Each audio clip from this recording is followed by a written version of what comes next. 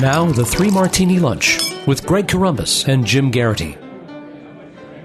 And happy Friday, everyone. This is the Three Martini Lunch, along with Jim Garrity of National Review, also co-author of Heavy Lifting.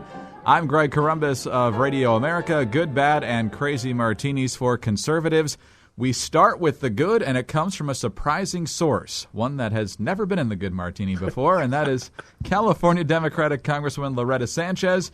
She was talking on the program Politic King with Larry King, very clever titling there, and she was talking about a lot of the different issues being thrown around, whether it's the Trump plan or just national security in general, about how to keep radical Islamic terrorists out of the country. She kind of gave the president a pass on never using the term, but she did admit that there's a substantial portion of the Muslim population around the world that agrees in some ways with the ideology the radicals are pushing. We know that there is a small group, and we don't know how big that is. It can be anywhere between 5 and 20% from the people that I speak to, that Islam is their religion, and who have a desire for a caliphate and to institute that in any way possible, and in particular go after what they consider Western norms, our way of life. They are not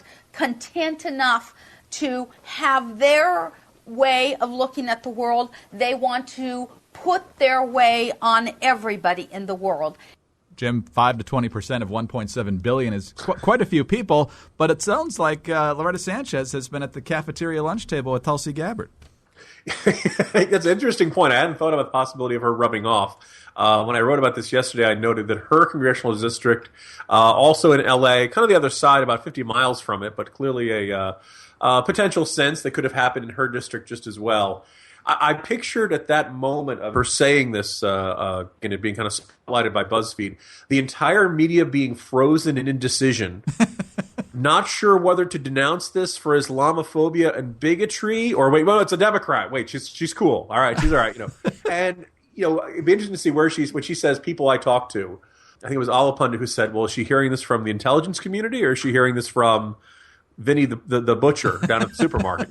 But the numbers seem plausible, and that's a pretty big range there. But when you put it with more than 1 billion Muslims around the world, a couple million Muslims in the United States, even if it's 5%, that's a fairly significant problem to deal with. And it'd be nice if we could have this discussion.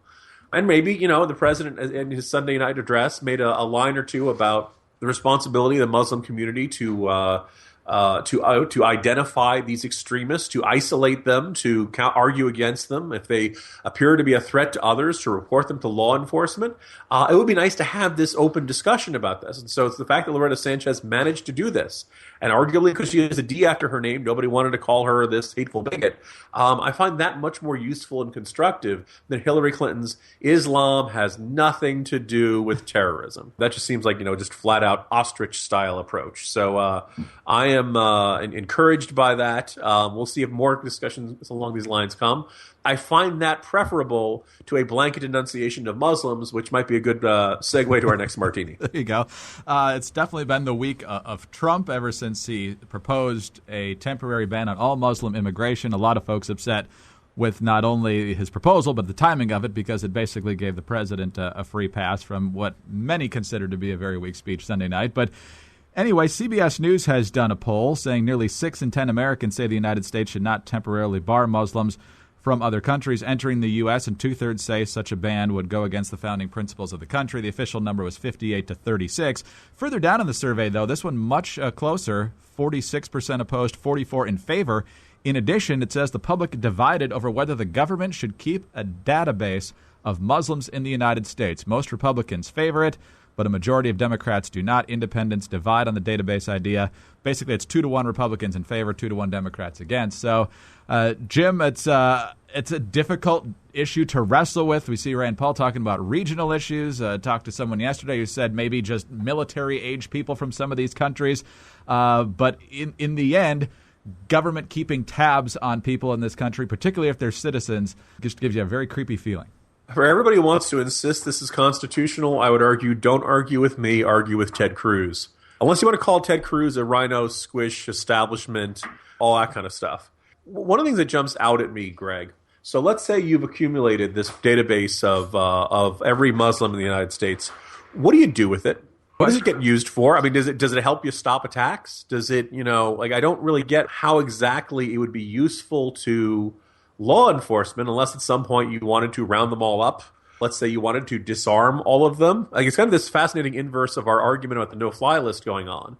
That we don't want your name being on some government list to be, for your Second Amendment rights to be abrogated by that. There's no judicial review. There's no proof that you have actually done something criminal. Just something at some point put your name on a list. And oh, by the way, it's entirely possible you have the same name as somebody else. Senator Kennedy had this happen to him. Stephen Hayes had it to him. They've had 2-year-olds whose names are on the watch list and they end up having problems. Like, kind of a ridiculous thing. While at the same time, people are saying, what we need is a list of every Muslim in the country. This strikes me as two completely contradictory approaches to this problem. So I find this pretty negative. And I also, you pointed out the numbers there. I hope Democrats don't get too high on their horse about this, because you're already looking at, basically about a third of the party saying of Democrats basically saying, yeah, they're okay with it. 31%. Independents evenly split, 44-44. And so I'm kind of unnerved by this attitude that, we should have a giant government database of people by faith. Greg, by the way, could you imagine if they polled Democrats on, do you believe the government should have a database of all evangelical Christians? There'd be probably overwhelming support for that. So, I don't think government databases of people by religion is a good idea. And you can direct all the hate mail to me this week. Well, just to clarify, and I think you've basically said it, but in case anybody didn't get the message there, we are, I think both of us, highly in favor of a database of anybody who is suspected with good reason of being involved with this. Anybody probable cause. Probable cause, anybody who's been in contact criminal. with. Something, yeah. Yeah, absolutely. Drop the hammer and keep a very close eye on all of them. And actually, the Democrats do want a registry, the National Gun Registry. So that's one thing that they've been pushing, and it's a decent transition to our third martini, and that is that the left has really become unhinged on guns. And I don't know, Jim, if this is just designed to make the Obama position look more reasonable, or this is really the left saying what they really believe on guns. This is from the New Republic, which they've been through for the past 12 months or so. Desperately flailing for attention, like an angry toddler. Yes. So the headline is, "It's time to ban guns. Yes, all of them." And then here's some choice excerpts, starting with the very lead. "Ban guns, all guns. Get rid of guns in homes and on the streets, and as much as possible on police. Not just because of San Bernardino or whichever mass shooting may pop up next, but also not because of those. Later on, ban guns, not just gun violence, not just certain guns, not just already technically illegal guns, all of them. I say this not to win some sort of ideological purity contest, but because banning guns urgently needs to become a rhetorical and conceptual possibility." Here's the best part. "It's not about dividing society into good and bad gun owners. It's about placing gun ownership itself in the bad category. It's worth adding that the anti-gun position is ultimately about police not carrying guns either. That could never happen, right? Well, certainly not if we keep on insisting on its impossibility." Phoebe Malt-Bovey is the author of this piece. So, Jim, when we're taking guns away from cops, I think it's hard to even have this conversation with people like this. Greg, can people fly by flapping their arms? I don't think so. Now, look, it's always going to be impossible as long as people like you keep saying it's impossible. The first step to making something possible is to believe it. And so if we all just believe that we can flap our arms, it will become possible. Tinkerbell proved that to us, That's I true, believe. yes. So, yeah, on the one hand, dear Democrats, please run on this. Please, Hillary, please adopt this. And secondly, look, those of us who are skeptical of the gun control movement and believe that it has always been a not-so-hidden effort to lead to national mandatory gun confiscation. Hey, good for you, New Republic. Please put this on the cover. Go for it. My colleague Charlie Cook likes to say, yeah, you go to the Union Hall. You go into Pennsylvania and Ohio and Iowa and Minnesota, all through the Rust Belt. Tell all these guys, yes, we're taking away your guns. Please vote for us. And let's see how that goes for you guys. But also, there's a certain, salute the honesty here. By the way, Canadian author, openly contemptuous to the Second Amendment. I don't see, at any point did she go through and say we should actually change the Constitution? Schmonstitution. There you go. Yeah, It's a tired old document sitting in the National Archives. Who pays attention to it anyway? On the one hand, this is great. Please go for it. Let's do it. But the part about let's disarm the cops. Wow. Robin Williams used to have a routine about the British police back when they had the bobbies, and there was very few cops were armed in London. Do you know how they did their police work, Greg? Yelling stop? They say stop, or I'll yell stop again. At the exact moment when people are shooting at cops and there's increased violence and things like that, what's really spectacular is that right after San Bernardino, this is when the New Republic feels it is exactly the time to call for disarming not just every citizen, but the cops as well. Way to go, New Republic! Way to go. The debate also has been raging lately. You know that Quentin Tarantino, who makes the most violent films on earth practically, has been leading this crusade against the cops in New York and elsewhere. But there are actually some sane voices in Hollywood, and one has spoken out. It's Kurt Russell, who's actually kind of libertarian-leaning. He was doing some promotion for the film Hateful Eight, and he was being interviewed by a guy named Jeffrey Wells, who kept going on and on about the need for gun control. And let's just say Kurt Russell had a very good response that I think would also serve as a very good response to this piece in the New Republic. If you think gun control or something like that is going to change a terrorist point of view, I think you're out of your mind. I think I think anybody is. I think it's absolutely insane.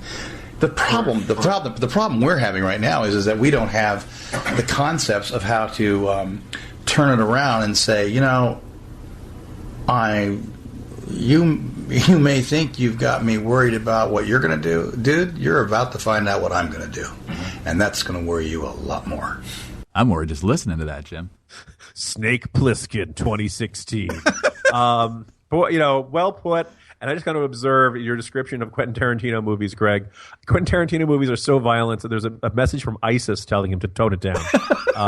Too much blood for their taste. So, let's hear it for Kurt Russell. I just, I hope he just does like a Snake Plissken endorsement video for candidates after a while and just say, vote with the NRA. Enough of this nonsense, Let's build a world so that we'll never have to escape from New York, or that really awful sequel that most people pretend didn't happen. On that note, Jim, have a fabulous weekend. We'll talk to you Monday. See you Monday, Greg. Jim Garrity of National Review. I'm Greg Corombos of Radio America. Thanks for being with us today, and be sure to tune in again on Monday for the next 3 Martini Lunch.